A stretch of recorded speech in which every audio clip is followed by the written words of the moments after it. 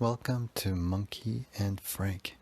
My name is Do, and my body is Dom, and I want to talk about silent mind. I want to talk about the ability to be here and now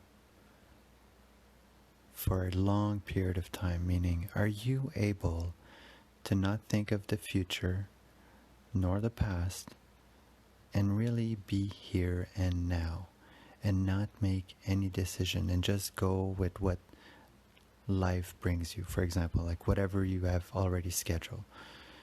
You're not thinking of the future, right? If you have things that are scheduled or you're scheduling thing, and if you're doing it here and now, that's like there's a difference.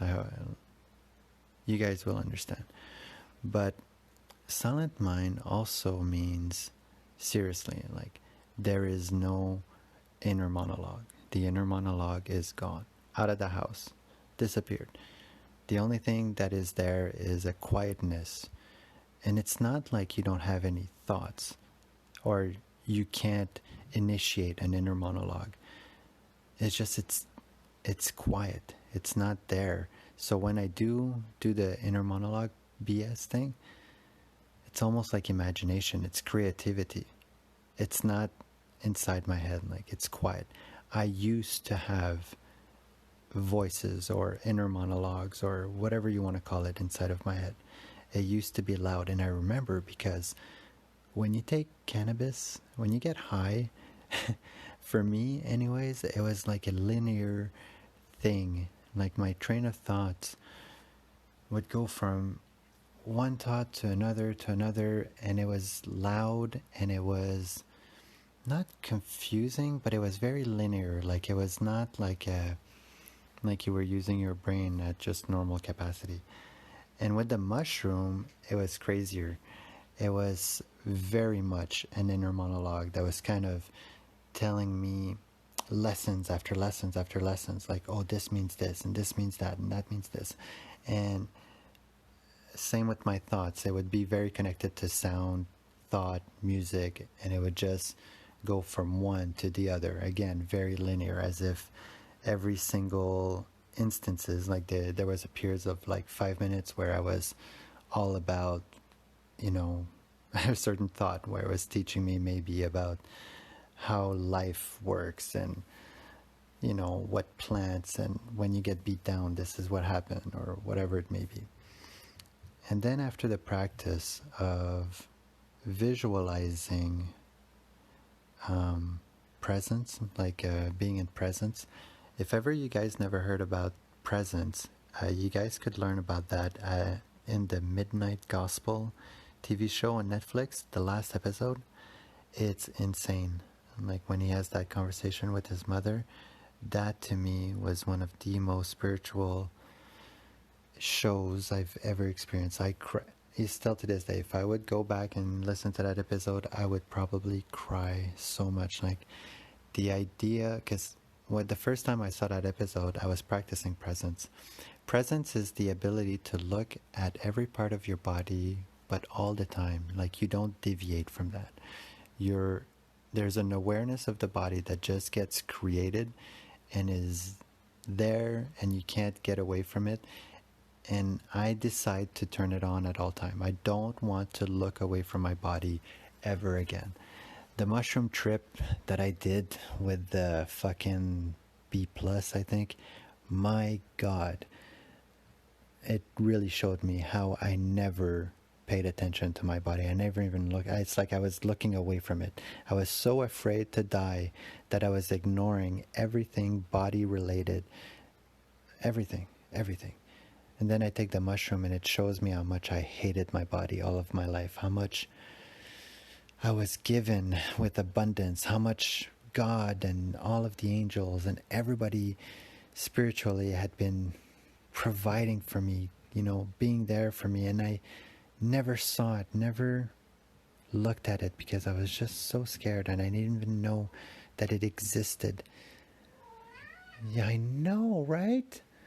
Oh, it was horrible. And now I'm 38 years old, And I see that everything is true, and I've got so much trauma accumulated because of, and another, because of my fears, okay? Just because of my fears.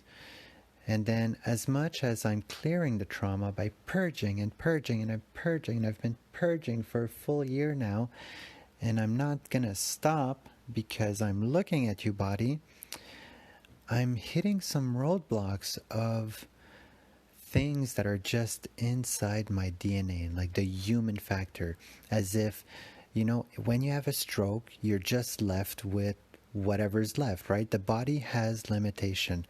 No matter how much people have their sayings of like, go towards the dark and get through it and see behind the anger that it's sadness and fear. And yes, but then there's also DNA.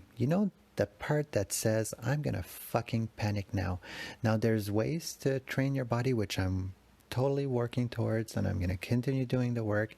I'm, like I said, 38 years old, but because of my past, I still have a lot of fear of dying young because I did not take care of this body, and this body was not taken care of by my parents without, like cigarettes. It was the culture. I don't blame them. I'm just saying, I'm scared. So now, silent mind. Let's go back to silent mind. Silent mind. And silent mind is about the inner monologue being gone. So yeah, when the mushroom showed me about presence, I made a decision to live my life and always look at my body, and it would guide me. It was like the book where there's a young kid that finds his destiny. Oh my god, I'm gonna find it. I'm gonna have to let you guys know. But anyways, he was listening to the world. The world is always speaking. So if you look at the world and you think, oh, that's just coincidence, or sure, like coincidence, like, is the probability of like everything is a coincidence, right? And nothing is related. But if you open up your eyes to spirituality and to what you see, then you get signs everywhere. A light turning off here, a color red here, the word that you've heard like 3 times in a row now, that's just so weird. Things like that, and I believe in that now. And presence is one way for me to look at my environment, because my body is an environment. It's not mine. I am just guiding it and being confused for a long time about it. But now that I'm awake, and that's one thing about silent mind. It's like you're on the right track, but I still have so many doubts, and I still have so much pain and traumas to go through. Like, I feel so blessed to be where I am, but I feel so ungrateful. The last mushroom trip that I took, the mushrooms that I grew, oh my god, it really showed me how ungrateful I am. How much energy there is just for me to be alive here and to take a breath and to take a step, to eat, to shit. Fuck. And look how ungrateful I am. And then I turned around and I said, well, fuck. I'm ungrateful because of their circumstances. Why didn't you tell me that you existed, that you mattered, that my body mattered, that this life mattered? It is so confusing growing up in this age of, man, I was so afraid to tell anyone back in the day that I believed in God.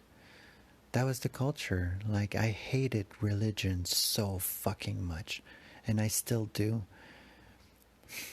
It's like, everybody's got their own journey, their own path. Everybody's got to look at presence, look at themselves, look at their own beliefs, at their own strength, and fight the fight that is worth fighting because of your beliefs. But now, like, with all of the technology, it really does feel like a assimilation of ideas where everybody's on the same path. same journey. Even me, like these podcasts and everything, I am doing this for me. And so often I think about it like, oh, if it brings me financial freedom, wouldn't that be just amazing? And then I'm like, fuck that. Integration first. Let's heal. Let's get this going so that I can feel, so that I can not just feel, but like feel it happy, content. To understand that this panic attack feeling is really something beautiful. And I see it as, I feel so blessed. So let's continue about silent mind. Thank you. Silent mind. To be here and now in presence.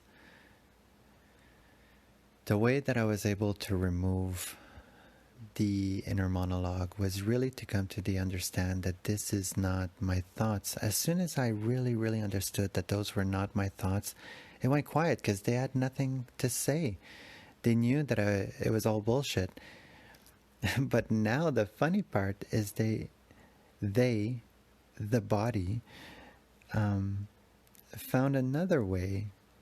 And it's when I get upset by things like I said, chaos, when the children are just destroying the house moment by moment, and not destroying, it's just like making a big mess.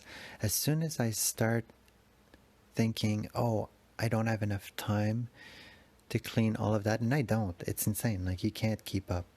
It's like your work, you're always going to be swamped. So you might as well really just do moment by moment, right? But and I do. But then after a moment, then, like where I get tired and I'm like super tired of cleaning up, and I would just want to drink my coffee, or I wanted to just sit down for a second and do a meditation, and it's just never ending cleanup.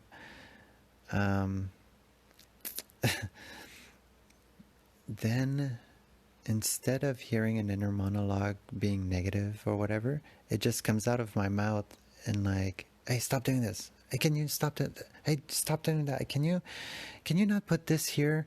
Can you put like, and it uses my own body to talk to me, to say like how much it's displeased about the situation, because it wants to be here and now.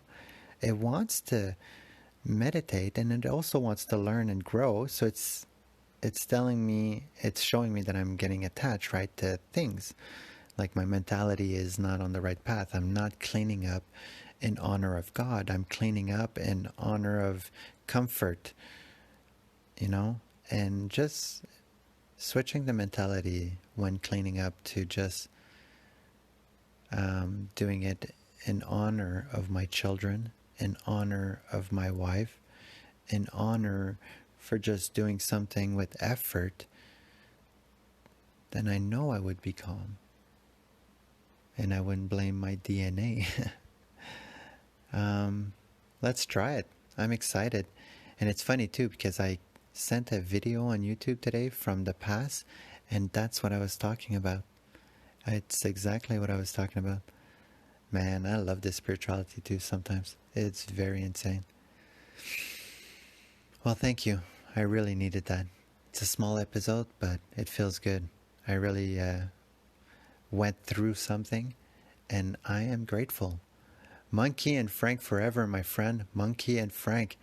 I love you, Do. I love you, Dom. I love you guys. And guys, I mean all of my archetypes.